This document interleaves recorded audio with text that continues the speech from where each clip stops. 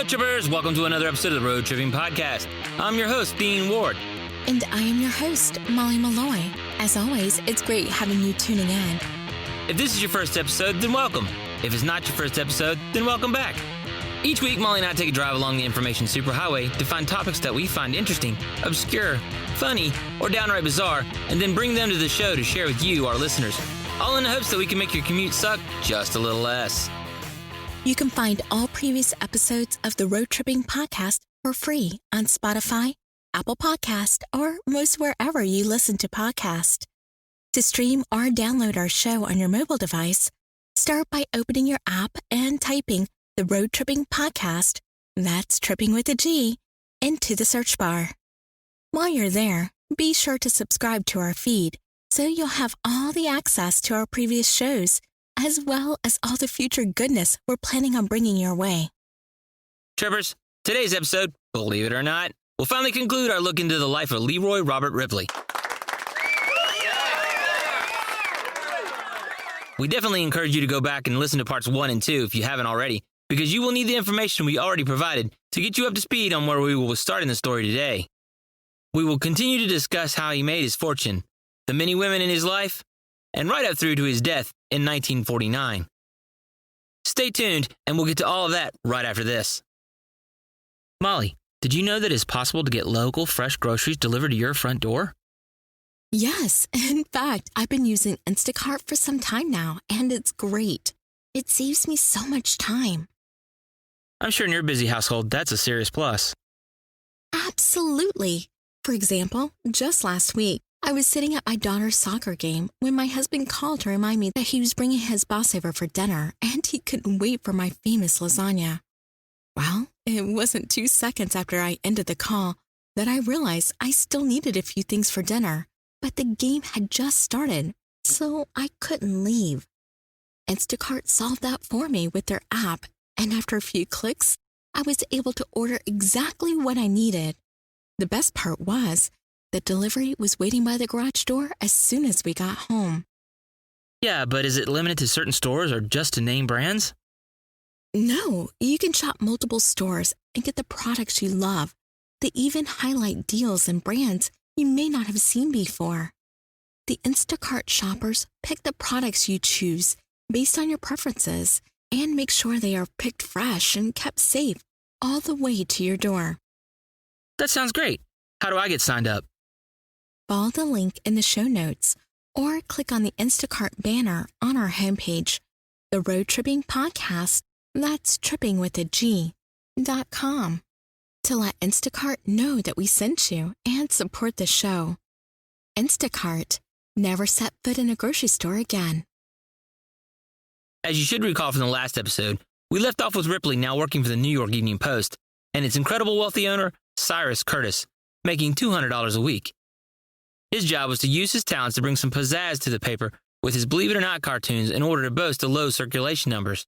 And they were low, only barely more than 30,000. Ripley eventually did this in spades with the help of Proroth and the paper's association with the Associated Newspaper Syndicate, but it was an uphill climb. Ripley was soon reaching across the country with his work once again, and even though Ripley's facts were amazing, I mean, who wouldn't want to hear about James Thompson of New Mexico, who crossed America by wheelchair, or 2 Russian brothers who slapped each other's faces for 36 hours? He was now in the era of the tabloid and was going to have to compete with the sensational journalism they were putting out daily. For reference, though I'm still younger than Dean, we are old enough to remember when our grandparents would have the National Enquirer or the Globe on their coffee table every week. In fact, I think my mom may still pick up the Enquirer on occasion. Anyway, I distinctly remember seeing articles such as Bat Child Found in Cave, Oprah's Fat Gain, and I Married Bigfoot on the front covers and thinking, that is crazy, but still picking it up and reading, just to make sure. In fact, I found I would read it cover to cover every time. These stories are not quite in the level that Ripley had to deal with, but it wasn't too far off either. Hearst described these papers as 90% entertainment, 10% information, Others likened them to drugs, and even the term, if it bleeds, it leads, didn't come out until 1989. It was still the mentality of the reporters who drove these publications to the top of the circulation charts with their stories of celebrity indiscretions and the latest gossip.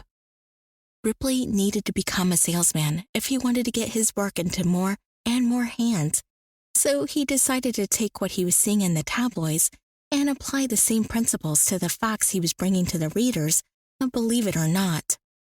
He often said that if you think him wrong, simply write to him and he would prove it. With Perroth's help, he never was, though that was mostly due to the way Ripley would phrase his wording, and he never guaranteed a speedy return of his answer or proof. It didn't help his case either that supposedly Ripley had about 1 million unopened letters stashed away in the attic of his home.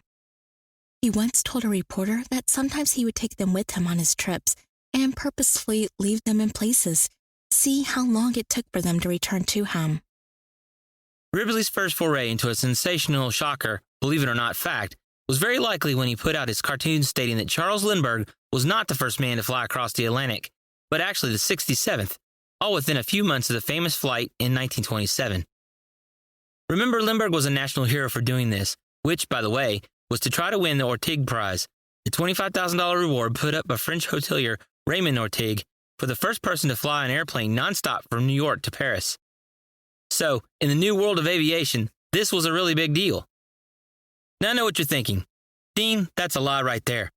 Everyone was taught in school that Lindbergh flew the Spirit of St. Louis across the Atlantic nonstop solo, so he definitely was the first to cross the Atlantic nonstop.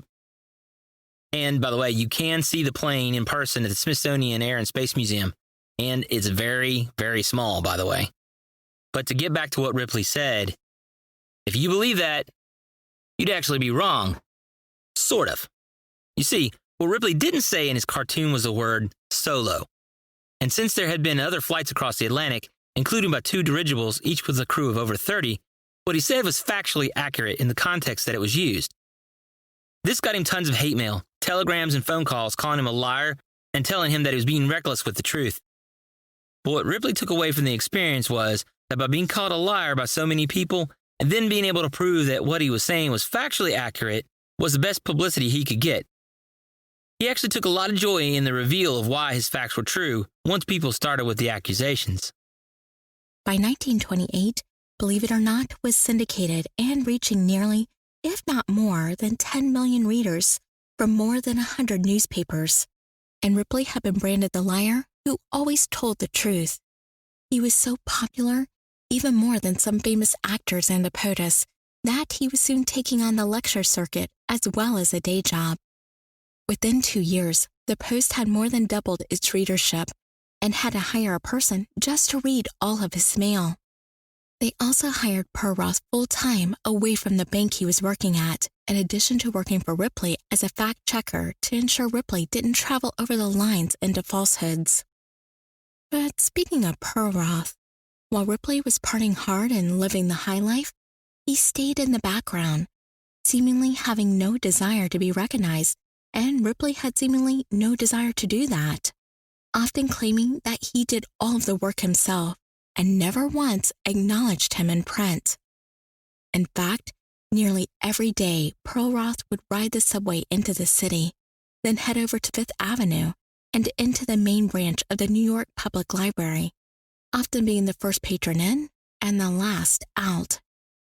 This would cause him to see little of his family, but according to what we read, was the best job Perroth could have ever asked to be part of.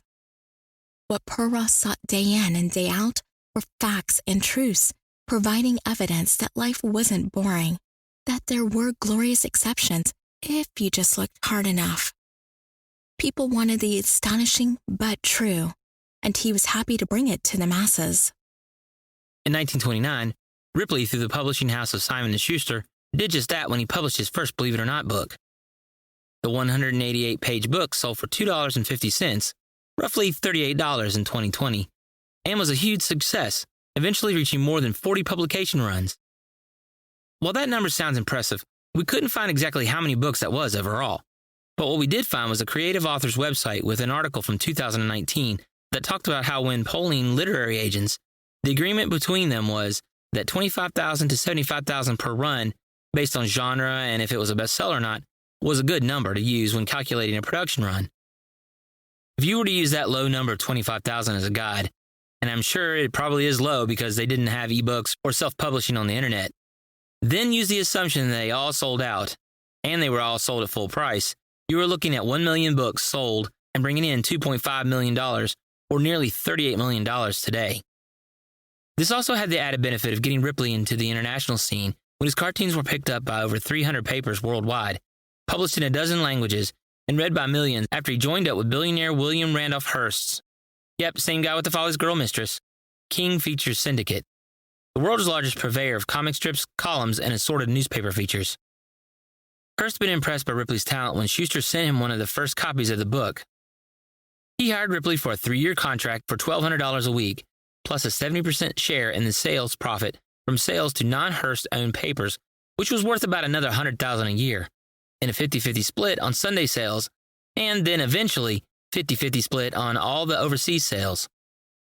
For his part, Ripley was to produce 6 daily Believe It or Not cartoons and a full-page one every Sunday.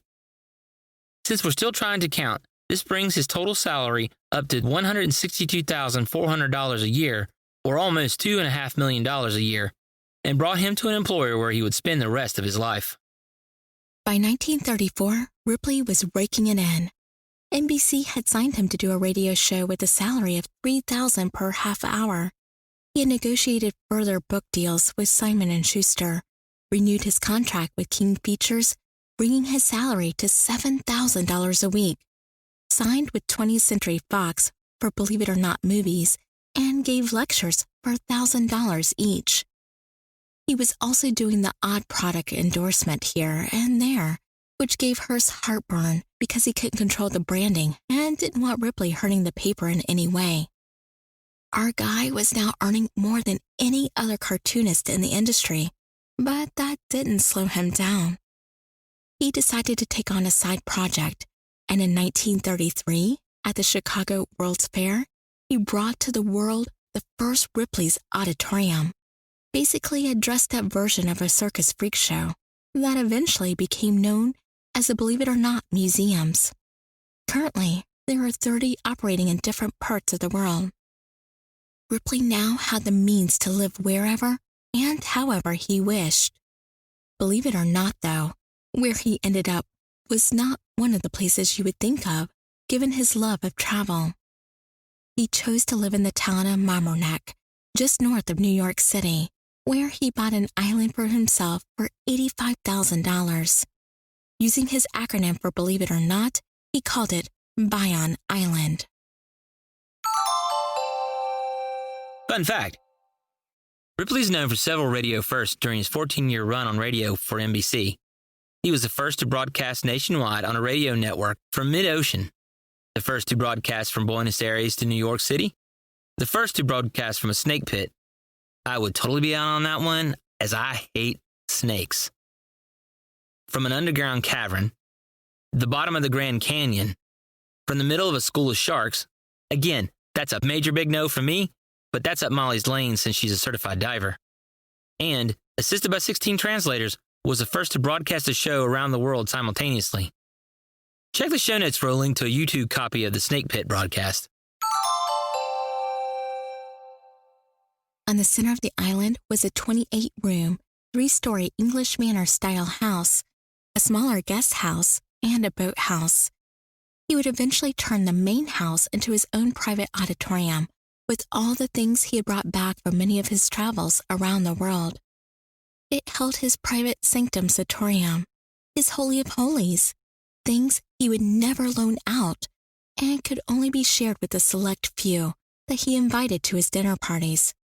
Like a bullet that a man coughed up 49 years after being shot in the chest. And that wasn't when they were all gathering in his boathouse turned bar. There, Ripley served cocktails beneath flags of countries he's visited, the shelves cluttered with souvenirs, ranging from sheep's bells, rare goblets, steins and tankards, and narwhal tusk.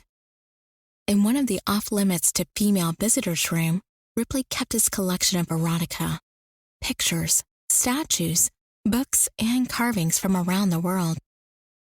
Funny enough, despite the fact he was growing paunchy and buck-toothed, stuttered, balding, and was not especially handsome, women simply adored Ripley. I believe Dean and I are together on the thought that the money and fame had a lot to do with it, but to each their own. He dated writers and starlets, a Chinese ballerina, as well as a Japanese actress.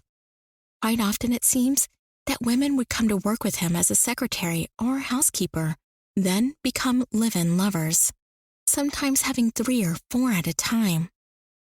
This is exactly what happened when he met Ruth Ross, a 38-year-old Hungarian antiques dealer he met in Paris and who later immigrated to America. Ross, who went by Oki, became Ripley's traveling secretary and lover in the mid-30s, though she was married to another man at the time. Trippers, speaking of strange tales, Ripley did not have the market cornered. Check out this highlight sample from today's show partner, the Stories of Strangeness podcast, hosted by husband and wife team Zoe and Mike. If you like what you hear, then be sure to subscribe to their show and let them know we sent you. Like Is very the East similar to Anglian banshee, yeah. Yeah. I'm not sure which I'd find more terrifying, a haggard old woman screaming at me. That one. Or, well, to be fair, That actually, one, yes. definitely. A dog howling I can cope with. An old woman sat on her haunches on a low wall, combing her hair and screaming. Knocking on your windows. That one would have me going, I think she needs some help, but not the kind I can I'd provide. maybe take her a cup of tea and a biscuit. Oh, blimey, really? Can you imagine that, taking a biscuit out to a banshee? Like, here, love. Custard cream. Bourbon. Hobnob. I have no idea what kind of biscuits banshees like. I was just gonna maybe we can say. open that one up for listener comments. What kind of biscuits do you think banshees like? Shortbread. Shortbread, yeah, could Keeping be. it classic. Could be, yeah. Yeah. Doesn't. Digestive. Rich tea No, they go too floppy when you put them in your drink. in your drink. When Oki had gotten married, Ripley became vague about the details of their relationship. Though, even to the outside observer, it was extremely easy to see that they spent enormous amounts of time together, and something was going on between them, especially due to all the time she spent on overnight trips to Bion Island. She even accompanied him on many of his trips around the world, including Morocco, Tripoli, Libya, Germany, France, Italy, Mexico, Brazil, and Bermuda. He later confessed that Oki was the only woman I ever loved, which we found interesting because Ripley also shared his belief that the only time women are happy is when they are completely under the domination of men. And from all accounts, Oki was not a submissive type at all. After her death from breast cancer in 1941, Ripley began to collect in earnest. He collected a large number of pets, 4 homes. He still had his New York Athletics Club apartment before he was married to Bea, and a beach house in New Jersey. Enough employees for 2 complete baseball teams. And mostly, maybe because he was lonely, he began to add more and more beautiful women to his collection, and no one could tell where he was getting them from.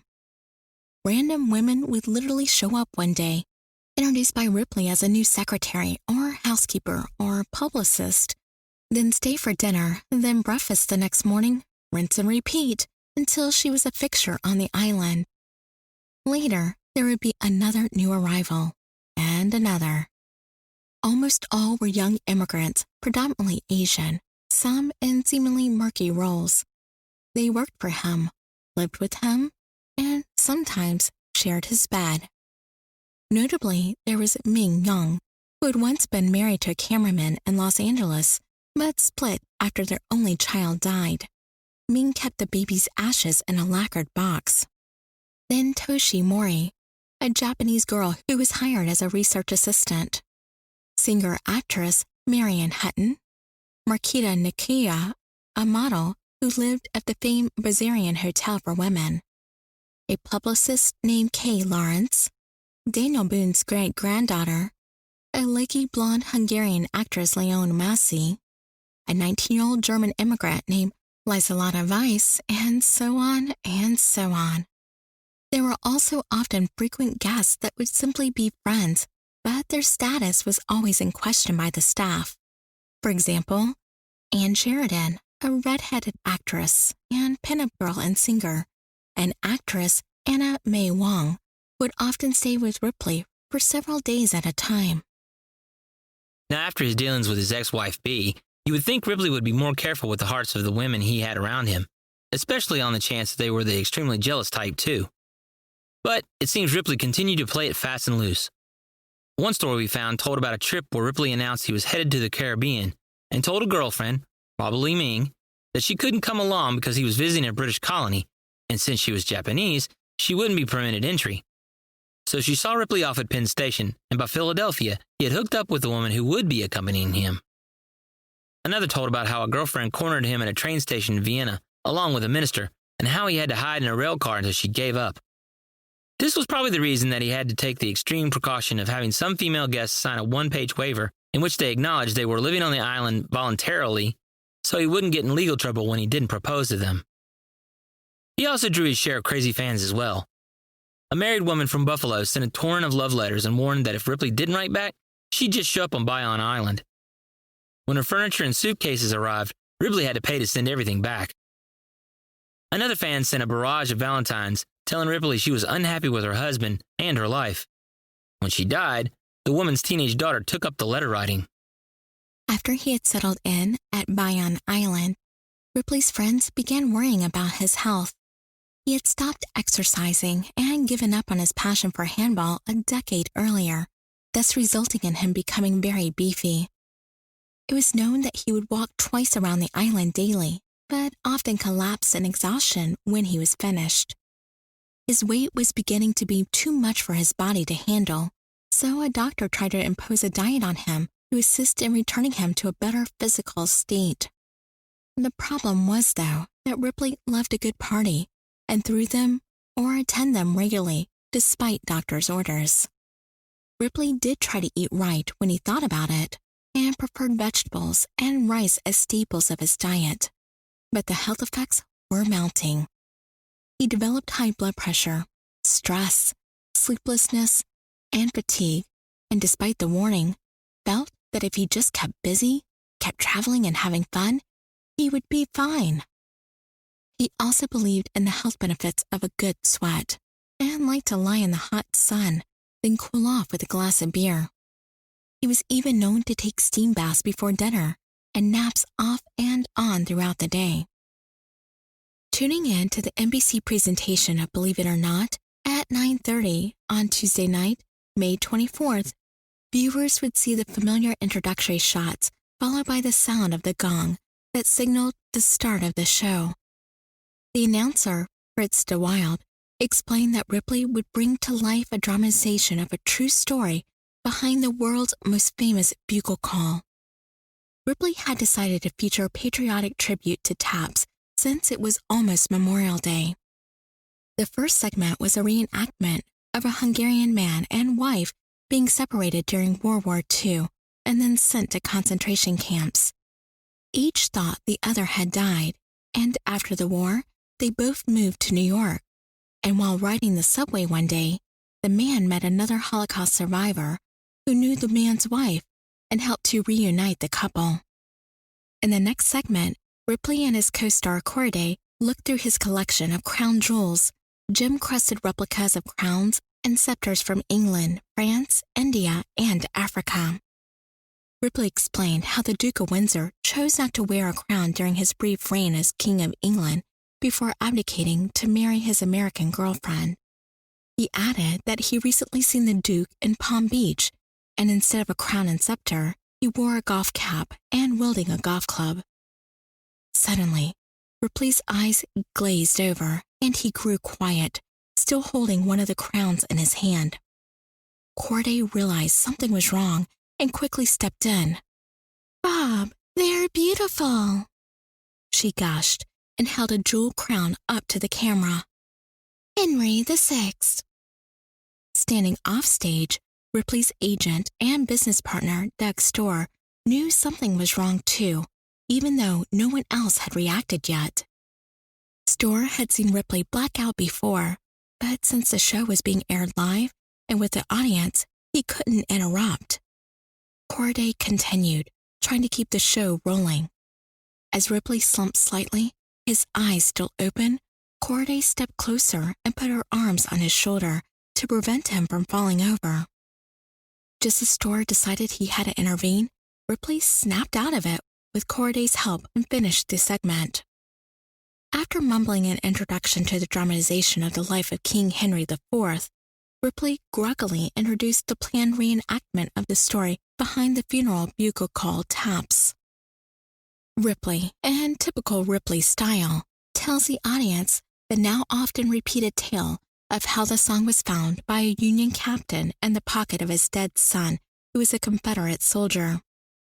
The father wanted to bury the son on the Union side of the battle lines, but was told he could not, due to the fact that the son was a Confederate soldier. The Union Army brass would only allow for a single bugler for the funeral, and that bugler played the tune on the scrap of paper and became taps.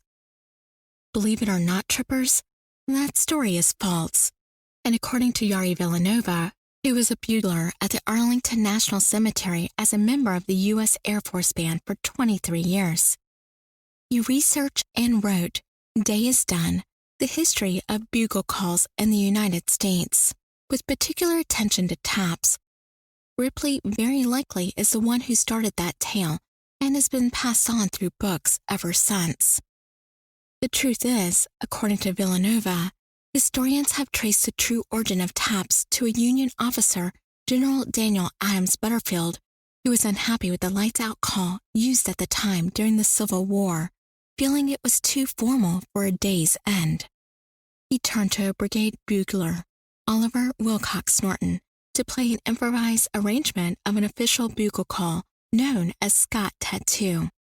That music has been set down in Silas Casey's Infantry Tactics, which notes various music used to direct troops and had in turn been borrowed from the French. The original tune that was modified can be traced back to at least 1786. That night, instead of closing the show with his usual goodbye prayer, Ripley looked into the camera and explained in somewhat of a shaky voice that the program would end with the playing of taps, in honor of all the veterans whose ultimate sacrifice to their country being commemorated that Memorial Day. The last thing he said on air was, "May this call be a requiem, not only for our dead, but for our very act of war which took their lives, and to that of all mankind must say Amen." As the program began fading to black, a lone bugler played the familiar notes of taps, his figure silhouetted against a backdrop of clouds. When the final note expired, the show closed with the sound of a gong. What happened to Ripley on stage that night is unclear, as even the versions of those that were there differed. Since no film exists, we have to take the word of the witnesses. And Molly and I are in agreement that taking eyewitness statements as complete fact is very often detrimental to finding out the truth, as everyone will always have a different opinion about what they saw, especially if leading questions are introduced into the questioning or after any substantial amount of time has passed. Some of the witnesses said that after the show closed out, Ripley grew weary again, then passed out, collapsing to the floor, while others said he collapsed on the air and was rushed to the hospital. Could Ripley have had a small stroke or sluggish blood flow to the brain? Perhaps, but regardless of what happened, according to Storr, who witnessed the whole thing, he made a point to ask Ripley to see a doctor that very week. He said that Ripley told him that he wasn't going to do it that week, but probably the following week. Storr said he wore him down, and Ripley said he would take care of seeing a doctor. But he didn't. Instead, he threw a party. No surprise there, right? The day after that, Thursday, May the 26th, Ripley checked into Harkness Pavilion at Columbia Presbyterian Medical Center, where technicians administered tests that confirmed he had a bad heart, though it wasn't critical. The doctors kept him overnight for observation, where his friend Bugs Bear paid him a quick visit, sneaking in a bottle of alcohol to ease his friend's discomfort. The next morning, Friday the 27th, Ripley used his bedside phone to call some of his friends to start making plans for the weekend. One of his doctors, Ralph Boots, brought 2 heart specialists who agreed that even more tests were needed. The specialist administered an injection of some kind, but Ripley insisted he still felt good and expected to be released soon. Lee had promised to stop by for lunch, and Ripley told his nurses that Madame Chai Kang-shek, the wife of a famous Chinese general, was going to pay him a visit. When Lee arrived, the nurses assumed she really was Madame Chai Kang-shek until Ripley confessed to the gag.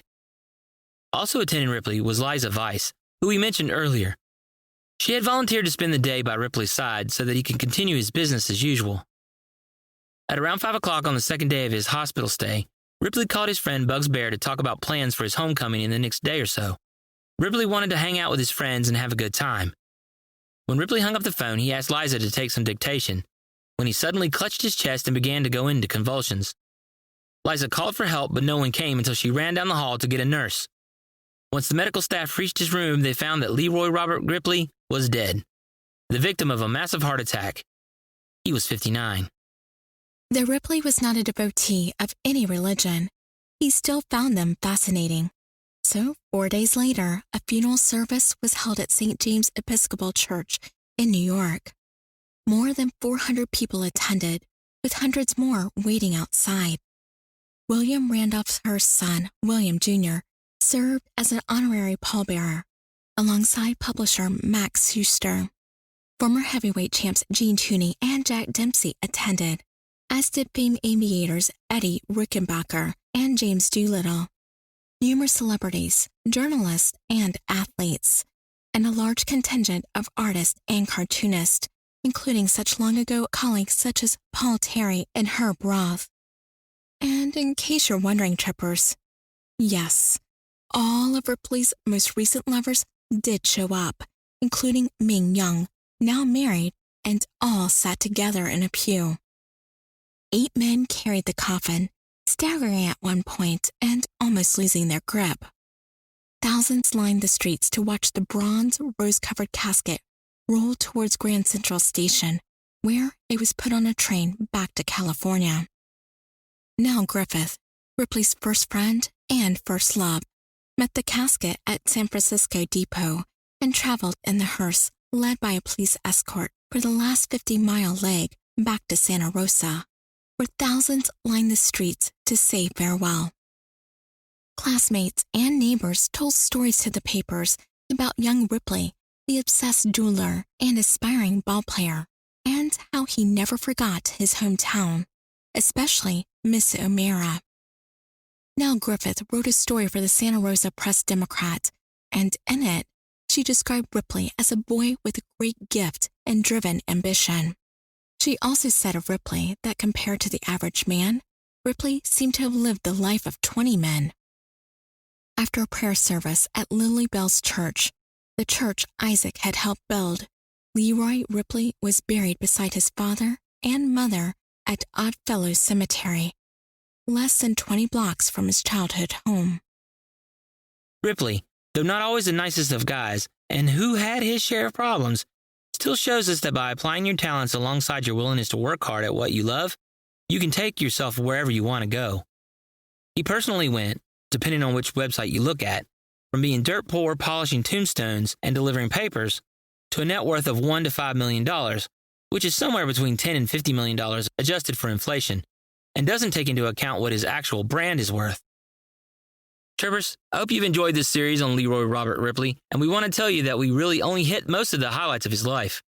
There are so many more things about him that it would take more time than we have available to discuss them all.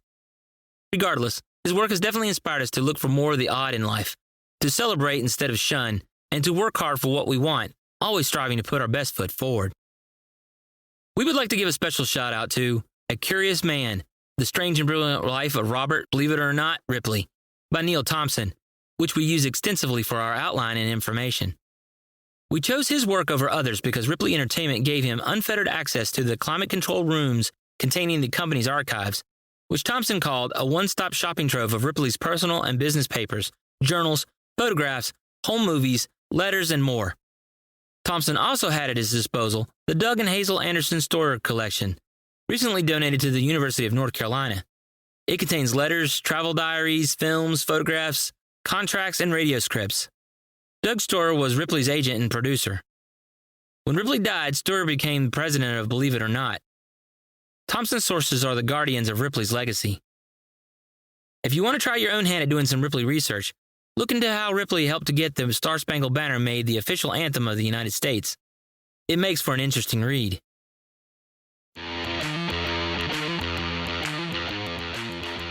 Well, that's all the time we have for on this episode of the Road Tripping Podcast. But if you liked it and want to hear more, please subscribe to the show feed and give us a 5-star rating on your favorite podcast directory. The more positive reviews we receive, the more trippers will be able to find us, and the faster we will grow, thus able to bring you new content. Be sure to visit our website, theroadtrippingpodcast.com, that's tripping with a G, to keep updated on future shows, leave show suggestions, and to see all the ways to find and interact with us all in one place. If you are able and are feeling generous, then a link to our Patreon page can be found under the support link on the homepage. We have been your hosts, Dean Ward and Molly Malloy, and the Road Tripping Podcast is recorded and produced at Before Midnight Studio. As always, until next we meet, stay safe, trippers.